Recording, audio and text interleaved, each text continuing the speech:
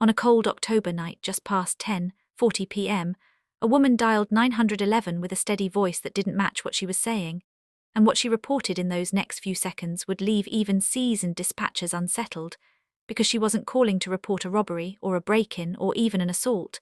She was calling to report a murder, and not just any murder. She gave a precise address in a quiet American suburb, described the layout of the house, the position of the body, the silence in the room, and then she said something that made the operator pause, something that would later be replayed over and over again by investigators searching for answers. She named the victim clearly, calmly, almost as if she had rehearsed it. She said the victim was her name was Rachel Lawson. And in that moment the line between fear and confusion disappeared, because this wasn't panic, this wasn't hysteria, this was something else entirely, something controlled, something deliberate, and before the operator could make sense of it, before help could arrive, the call ended, and when officers reached the house minutes later, lights flashing against perfectly still windows, doors unlocked, air untouched, there was no sign of Rachel Lawson anywhere, no body, no clear evidence, just a lingering silence that made one thing painfully clear: whatever happened that night had already begun long before that call was made, and whatever truth lay behind her words was far from simple. Before we dive deeper, let us know in the comments where you're watching from. We'd love to hear from you, and don't forget to hit that subscribe button so you never miss any of our upcoming videos, because what followed would stretch across days, then weeks, pulling in detectives, neighbors, and even strangers trying to piece together a story that refused to stay still.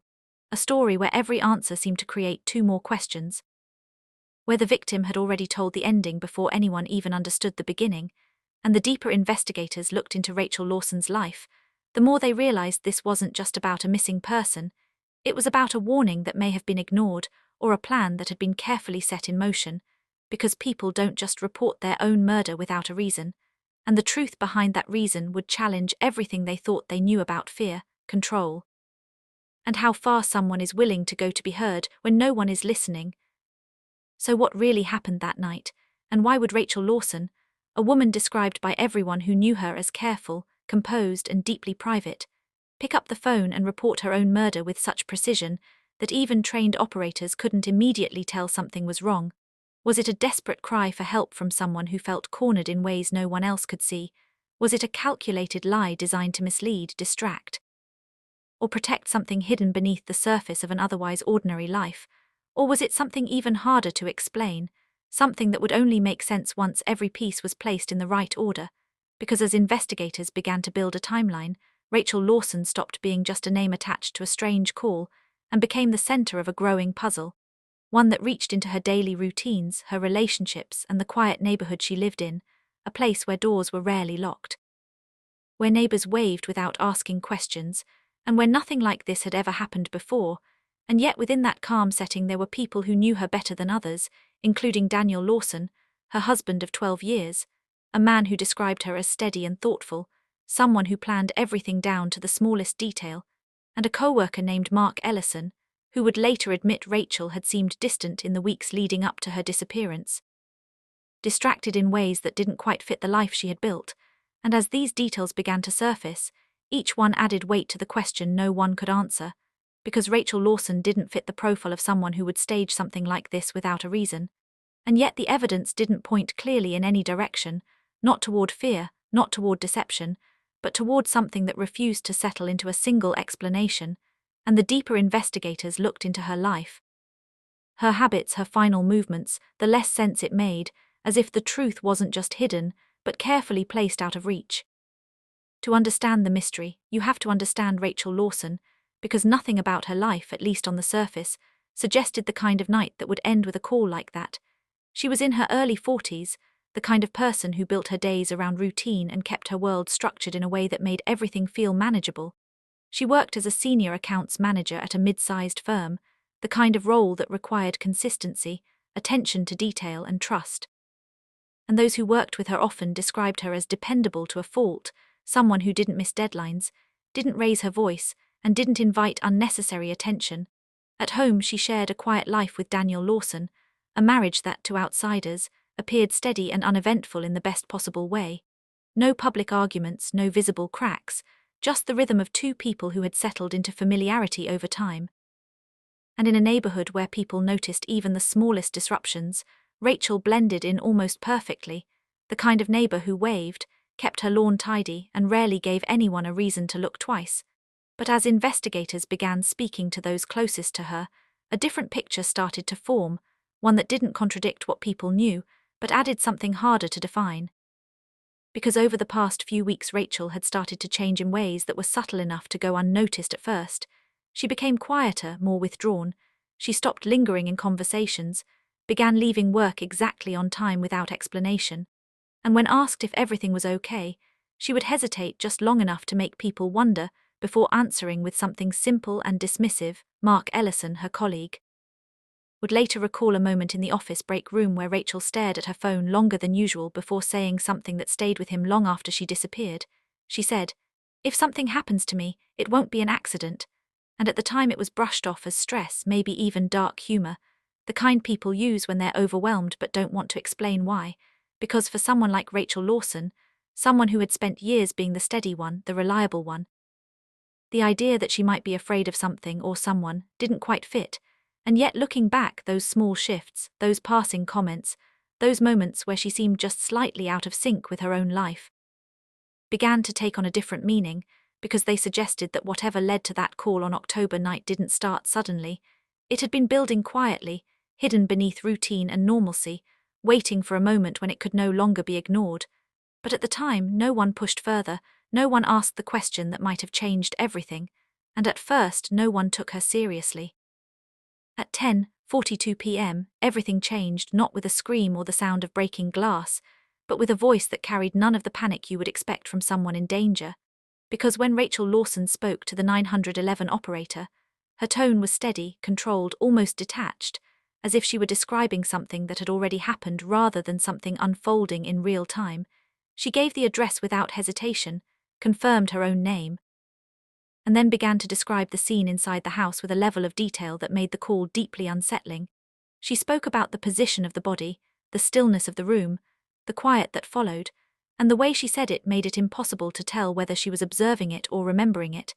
And as the operator tried to interrupt, to clarify, to ask the questions that might ground the situation in something real, Rachel continued, calmly stating that she had been killed, that it had already happened, and that whoever was responsible might still be there.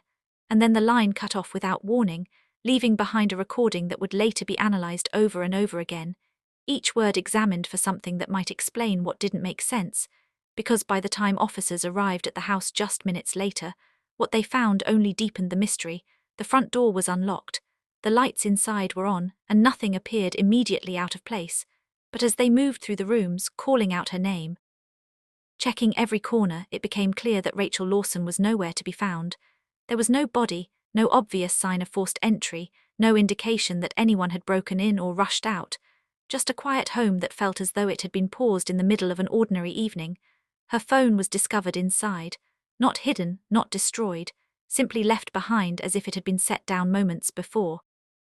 And yet the absence of Rachel herself created a gap that couldn't be explained by anything visible. And then there were the smaller details, the kind that don't stand out at first but begin to matter the longer you look. A chair slightly out of place, a faint mark near the hallway, objects that suggested movement without confirming what kind, because there were signs of a struggle, subtle but present, and yet nothing was missing, nothing stolen, nothing taken that would suggest a clear motive. And that left investigators facing possibilities that didn't align easily. Was this a carefully staged scene designed to mislead? Was it an abduction carried out with unusual precision? Or was Rachel Lawson experiencing something that blurred the line between reality and fear in a way that led her to believe something had already happened to her? And as these questions began to circulate, each one raising new doubts, the case started to shift from confusion to something more complex. Because the evidence didn't just fail to provide answers, it seemed to point in different directions at once, and just when it felt like there was nothing solid to hold on to, investigators found something that changed everything. In the hours that followed, Rachel Lawson's disappearance moved from a confusing call to a full investigation that pulled in local detectives, state analysts, and a growing number of eyes from the public as the story began to spread. Because a woman reporting her own murder was not something that could be easily explained or quietly set aside, and as officers started building a timeline, going back through her last known movements, speaking to those closest to her, and reviewing anything that might offer clarity, the case only became more complicated. Daniel Lawson was one of the first to be questioned, and while he appeared cooperative, calm in a way that some found reassuring and others found difficult to read, there were moments in his account that didn't fully align with the timeline investigators were beginning to construct, small inconsistencies about when he last saw Rachel, what she had said, how she had been acting in the days leading up to that night. Nothing definitive, nothing that could immediately point to guilt, but enough to keep his name close to the center of the conversation. And then there was Mark Ellison, who confirmed Rachel had seemed distant at work, distracted in ways that stood out precisely because they were so unlike her. And as investigators dug deeper, they uncovered details that added new layers rather than clear answers. There were unusual financial transactions made in the weeks before her disappearance. Not large enough to signal anything obvious but deliberate enough to suggest planning, there were also fragments of messages, incomplete drafts on her devices, notes that hinted at concern without fully explaining it, as if she had been trying to document something she couldn't yet prove. And when they turned to surveillance footage from the surrounding area, hopping for something concrete, they found gaps, moments where cameras should have captured movement but showed nothing useful, either due to angle, timing, or simple absence. And it was within this growing collection of partial truths that investigators reached a discovery that shifted the direction of the case. The 911 call that Rachel Lawson had made did not align with where her phone was ultimately found. The signal data suggested the call originated from a slightly different location, close enough to be connected, but far enough to raise serious questions about how it was placed, and whether Rachel had been exactly where she claimed to be at the time, or if something about the call itself had been altered, rerouted, or even prepared in advance in a way that hadn't been immediately obvious. And this single detail reframed everything, because it suggested intent, it suggested movement. It suggested that the call was not just a reaction to an event, but possibly part of it, and as investigators sat with this possibility, trying to reconcile it with everything else they had uncovered, one unsettling thought began to take shape. It was as if Rachel Lawson wanted to be found, but not saved, as if the call had been designed to point towards something without fully revealing it. And just as the case seemed to reach a point where every theory felt equally uncertain, days after she had vanished without a trace, Rachel Lawson resurfaced. And then, without warning, Rachel Lawson reappeared, not in the way anyone expected, not discovered by search teams or identified through some overlooked clue, but walking into a small medical facility nearly 30 miles away, disoriented but physically unharmed, carrying nothing with her except the weight of questions that had already begun to surround her name. And in that moment the case shifted completely, because the woman who had reported her own murder was now standing in front of investigators, alive, breathing, able to speak for herself, and yet what she said did not bring the clarity everyone had been waiting for. It only deepened the mystery, because Rachel Lawson didn't deny making the call. She didn't claim confusion or mistake. Instead, she confirmed it in a way that suggested intention. And as interviews unfolded, one fact became impossible to ignore: she wasn't dead. She never was, and that realization forced investigators to reconsider everything they thought they understood, because if the call had not been a desperate report of a real crime, then it had to be something else entirely, something planned, something deliberate, something that required Rachel Lawson to construct a version of events convincing enough to mobilize an emergency response and leave behind a scene that suggested violence without delivering proof. And when pressed for answers, her explanations moved between clarity and hesitation. She spoke about fear, about a sense that something was wrong in her life, that she was being watched or followed in ways she couldn't fully explain. She hinted at concerns involving people close to her without directly accusing anyone, and at other times she described the call almost as a necessity, as if reporting her own murder had been the only way to make someone listen, to make the situation real enough to be taken seriously. And as investigators tried to separate what could be verified from what could not, several possible motives began to take shape. One was that Rachel Lawson had been trying to escape a perceived threat, constructing a scenario dramatic enough to force intervention. Another was that she had been testing someone, pushing a situation to its limit to reveal a truth she suspected, but couldn't confirm. There were also questions about her mental state, whether stress, pressure, or something less visible had affected her judgment in ways that led her to believe this was the only path forward. And then there were more calculated possibilities, involving legal or financial angles that had yet to be fully understood. But none of these explanations fully accounted for the precision of the call, the detail in her description, or the evidence left behind in the house, because those elements suggested preparation, not impulse, and as Rachel Lawson sat across from investigators, answering questions with a composure that felt almost at odds with the situation itself, it became clear that the truth behind her actions was not going to fit into a single category. It wasn't simply fear, it wasn't just deception, and it wasn't something that could be dismissed as a moment of confusion, because every detail pointed to something layered, something that required looking beyond the surface, and in the end, the truth was far more complicated than a simple lie. As the investigation moved toward its conclusion, the focus shifted from what Rachel Lawson had done to why she had done it, and the answer that finally began to take shape was not clean, not comfortable, and not something that could be easily resolved with a single explanation, because after multiple interviews, psychological evaluations, and a detailed review of her recent history, investigators arrived at a conclusion that changed the way the entire case was understood.